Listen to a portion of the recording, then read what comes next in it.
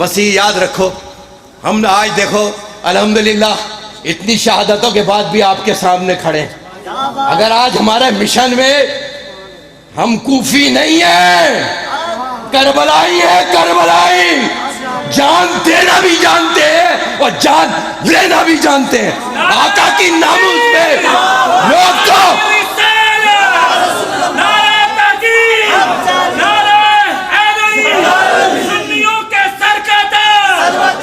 لوگ تو برادریوں کے نام پر قربان ہو جاتے ہیں، قبیلوں کے نام پہ قربان ہو جاتے ہیں، ہم تو آقا کی ناموس پہ قربان ہونا سن۔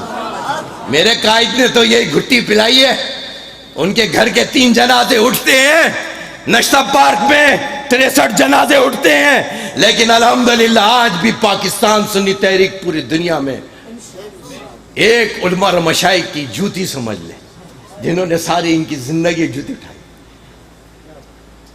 حضرت کے جب بھی آستانے پہ آیا ان کے پیروں کو ہاتھ لگایا، یہ بھرے اسلام آباد کے اسٹیج پہ ہو یا یہاں پر گاؤں میں ہو یا شہر میں، ان بزرگوں کی خدمت ہی خدا کی قسم ہمارا یہ مشن ہے، مقصد ہے۔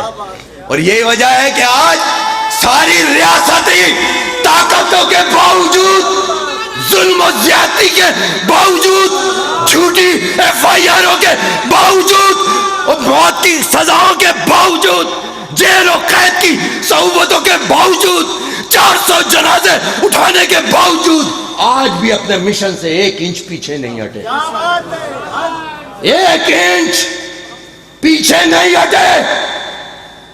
ادارے بھی جانتے ہیں اور یہ مرزائی بھی جانتے ہیں، جو اس ملک کا دشمن، جو اس دین کا دشمن، جو اس آئین کا دشمن، وہ غدار ہے، غدار ہے۔ اور ہم آج یہ عہد کر کے اٹھے کہ انشاءاللہ تعالی حضرت کی بڑی قربانی ہے۔